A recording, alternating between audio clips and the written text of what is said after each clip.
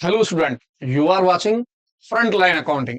और हम कर रहे थे इसके अंदर अपना जो चैप्टर है एडमिशन ऑफ ए पार्टनर्स। फाइजिंग रेशियो के लिए क्वेश्चन क्या है, कहता है रमेश और सुरेश दो पार्टनर्स हैं।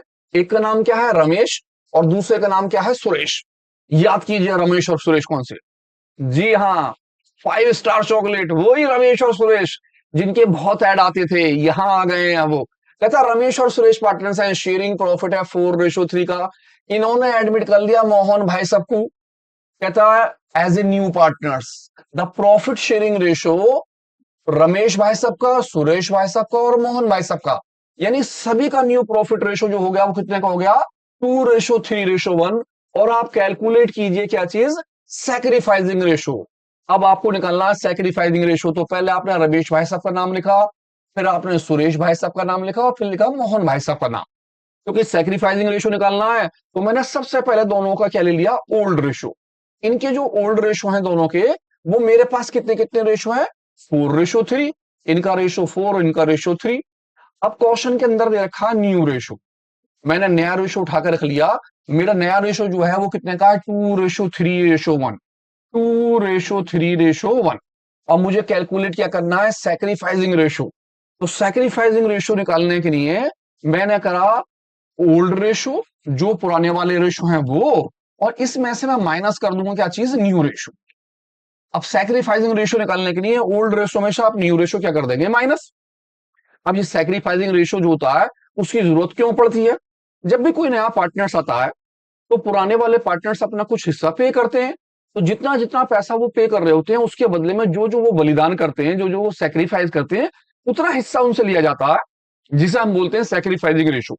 तो सैक्रिफाइसिंग रेशो निकालने के लिए पुराने पार्टनर्स का रेशो आर, इनका अपना रेशो कितना है 4 और दोनों का रेशो 7। आ गया 4/7 माइनस न्यू रेशो 2 और सभी का टोटल ऐड कितना हो गया, रेशनल ऐड 2/8।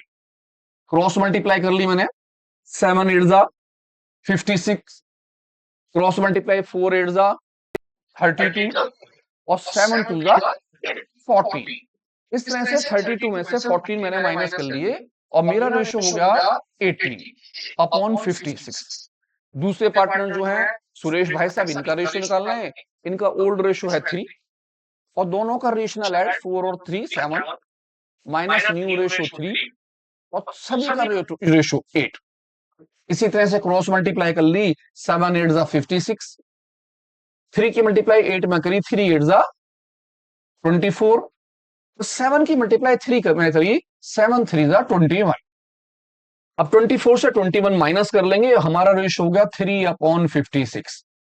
इस तरह से जो मेरा सैक्रिफाइसिंग रेशो हो गया वो रमेश भाई साहब का और सुरेश भाई साहब का जो निकल के आया वो कितना कितना निकला, 18 रमेश का और सुरेश का 3 रेशो। आपने यहां लिखा 18 और रेशो 3।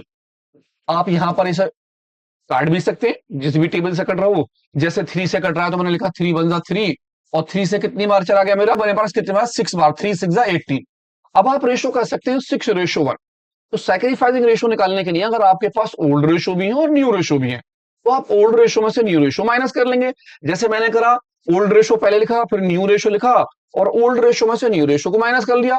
तो जस्ट इसी तरह एक होमवर्क के लिए आपके लिए क्वेश्चन, ध्यान से देखिए क्वेश्चन। होमवर्क में एक क्वेश्चन क्या कहता है, कहता रोहित भाई साहब और मोहित भाई साहब दो पार्टनर्स हैं, एक का नाम रोहित है और एक का नाम मोहित है।